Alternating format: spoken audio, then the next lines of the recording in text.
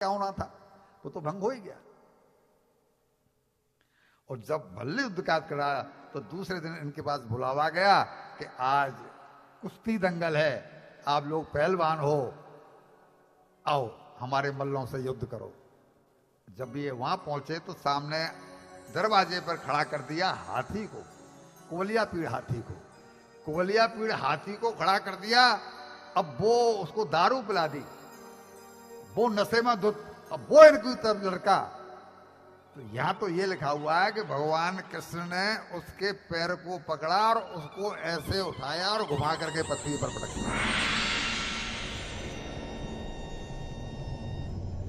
वो तो कर तुम अकर तुम अन्यथा कर तुम सर्व समर्थ हैं, उनके लिए कौन सा काम मुश्किल है, कुछ भी कर सकते हैं, उनके लिए क्या है।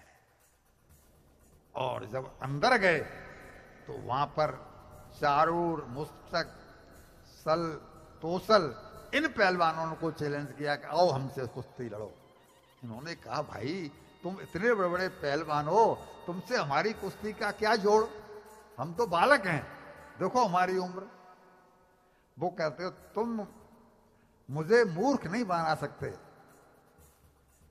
कहता है ये पहलवान चारूर, तुम मुझे मूर्ख मत बनाओ, जिसने कुवलिया पीड़ हाथी को पैर से पकड़ करके पटक दिया हो वो कोई बालक नहीं हो सकता।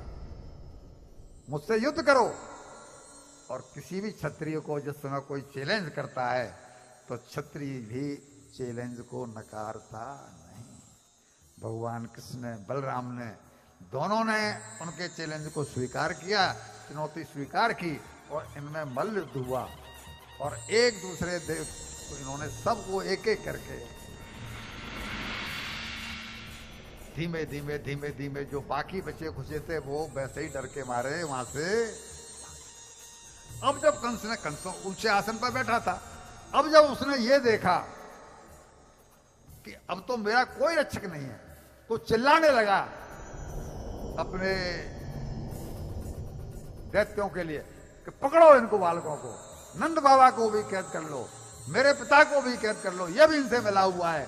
और जब वो अकबक करने लगा, बकबक करने लगा, तो भगवान ने नीचे से एक जोर की छलांग ऊपर मारी और जाकर के उसे ऊंच के मंच पर पहुंचा और उसके बाल पकड़ करके ऊपर से ही उठा करके उसे नीचे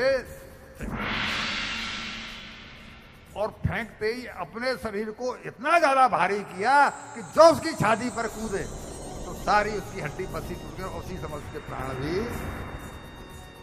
तब भी भगवान कृष्ण का क्रोध शांत नहीं हुआ, मार करके भी, और उसके बालों को पकड़ करके उस चौक में चारों ओर घुमाने लगे। क्यों? कुछ ख्याल आ रहा है? देवकी के बाल पकड़ के उसने जो है, मां देवकी के बाल, तूने मेरी मां के बाल पकड़े थे ना, तूने मेरी मां के बाल पकड़े थे, इसलिए उसके बालों को चारों तरफ घुमाने लगे। कृष्ण के युग में दो स्त्रियों के बाल पकड़ करके घसीटा गया है। एक तो देवकी को कंस ने घसीटा और द्रौपदी को दुशासन। इन दोनों के कुल में न कोई पानी देवा रहा, न कोई नाम लेवा। मातृ शक्ति का अपमान, अपने भक्तों का अपमान।